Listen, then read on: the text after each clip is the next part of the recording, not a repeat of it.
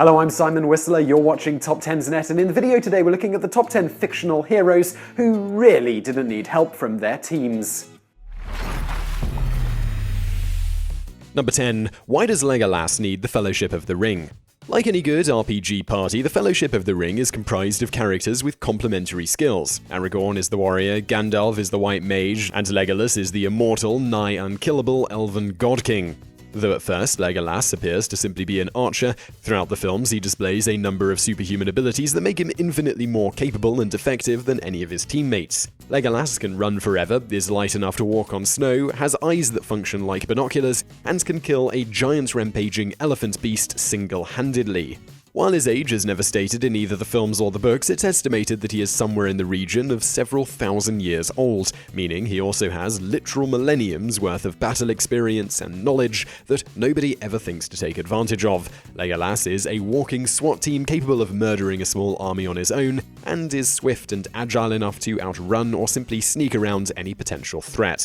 Which begs the question, what possible use could he have for human or dwarven allies?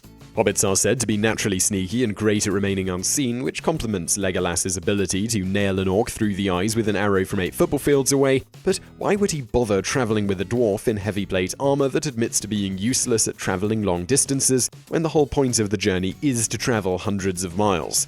The Fellowship should have simply given the ring to Legolas and watched him rage sprint his way to Mount Doom to shoot it directly into the heart of the volcano while giving Sauron the elven equivalent of the finger. Number 9. Does Optimus Prime really need the Autobots?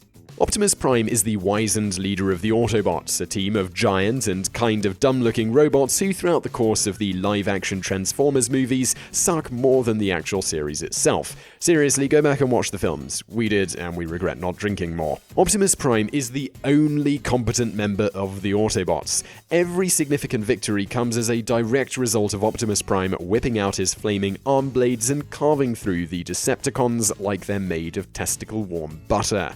In the second movie, Optimus takes out the 3 most powerful Decepticons on his own after being shot through the chest with a giant arm cannon while apparently being fueled by nothing more than rage and the desire to perform a 30-hit combo on Megatron's face. The exact same thing happens in every movie. The Autobots lose and Optimus Prime responds by single-handedly punch-stabbing everything in his way until there's nothing left. It's no wonder Optimus Prime is the leader of the Autobots, but the real question is, why isn't he the leader of everything when it's clear nothing can stop him?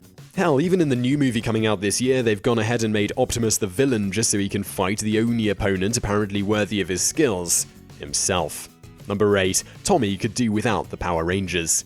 There's a lot of Power Rangers media out there and a lot of it is stupid. So for this one, we're just going to focus on the first season of Mighty Morphin Power Rangers and the first live-action movie.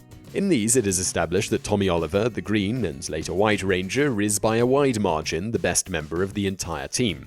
As both the Green and White Ranger, Oliver is clearly more powerful than even the combined might of his teammates. He has cooler armor, his Zord is a giant Godzilla-sized dragon that can compete with the Megazord, and when he dons his white armor, he gets access to a magic sword that flies. In the live-action Power Rangers movie, it's also established that Tommy's Ninja Zord, just roll with it, has missiles that instantly dissolve a giant building-sized robot that has previously held its own against 2 of his teammates. So why doesn't any other Zord have access to this kind of firepower? It clearly works, and nobody ever comments on the fact that Oliver vanquishes their most powerful foe to date from 10 blocks away with a single button press. Number 7. Mace Windu doesn't exactly need backup, like, ever.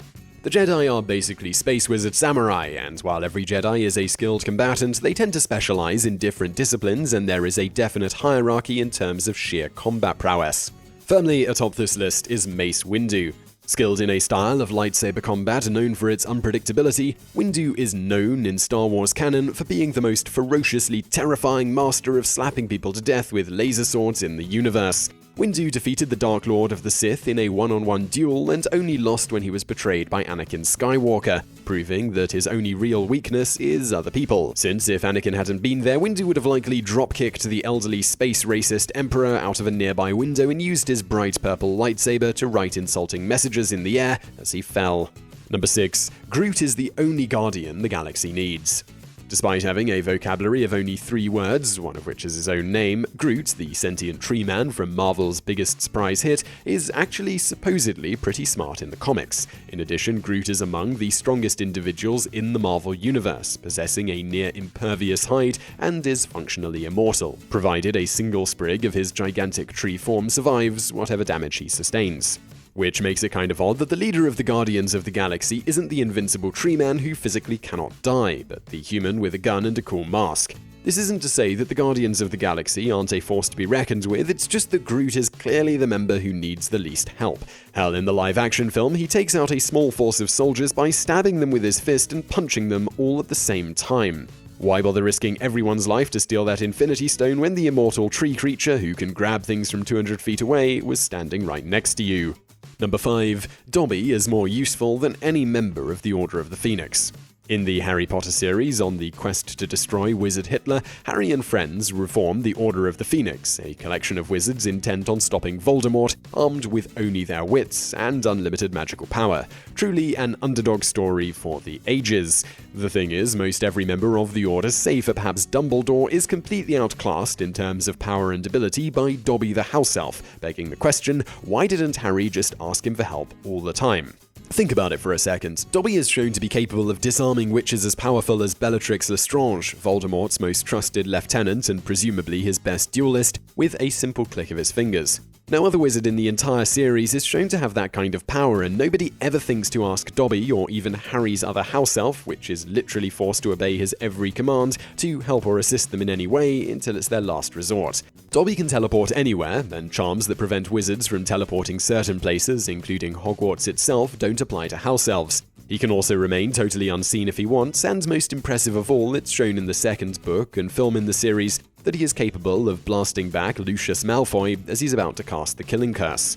For anyone unfamiliar with Harry Potter canon, the Killing Curse is effective 100% of the time, and there is no known defense for it, save for having someone sacrifice their life for you moments before it hits. And Dobby casually waves it away with the flick of his wrist. Dobby is the ultimate trump card for every conceivable situation, and is made doubly useful when you consider the evil wizards in the story see elves as subhuman, and thus don't consider them a threat.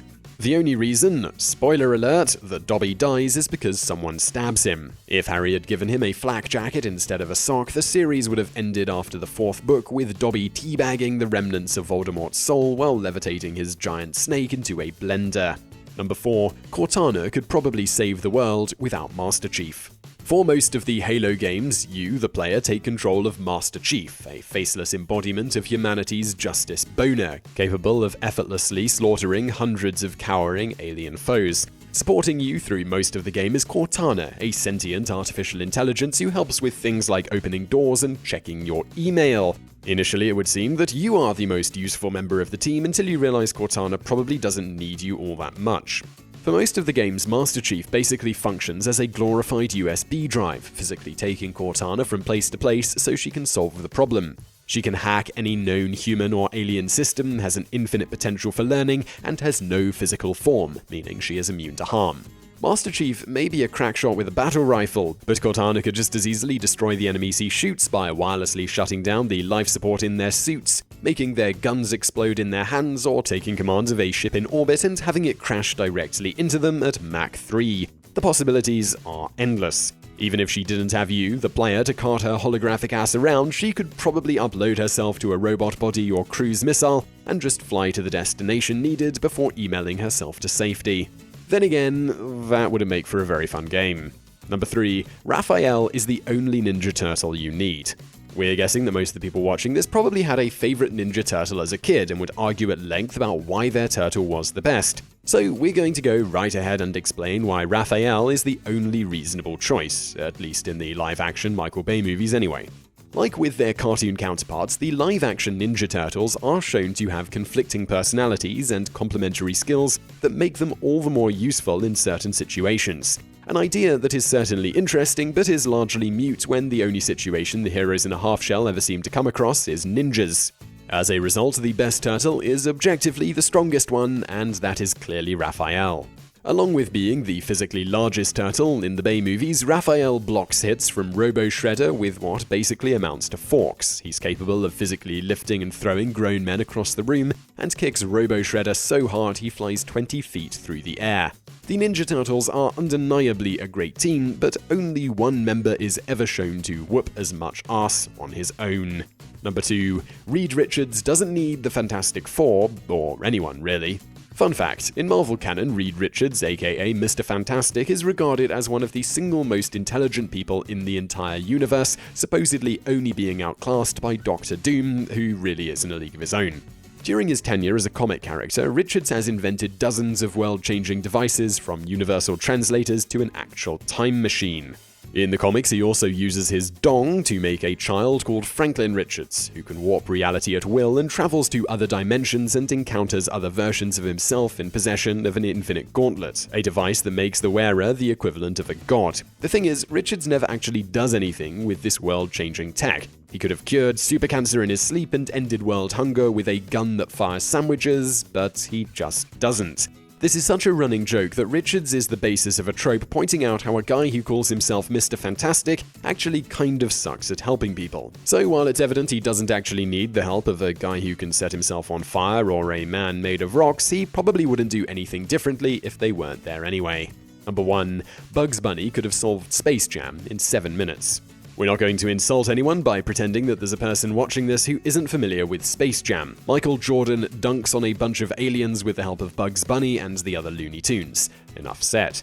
Here's the thing though, according to the closest thing the Looney Tunes world has to a god, Chuck Jones, the entire plot of Space Jam was unnecessary because, in his opinion, Bugs Bunny could have solved the entire thing in the space of a normal 7-minute short.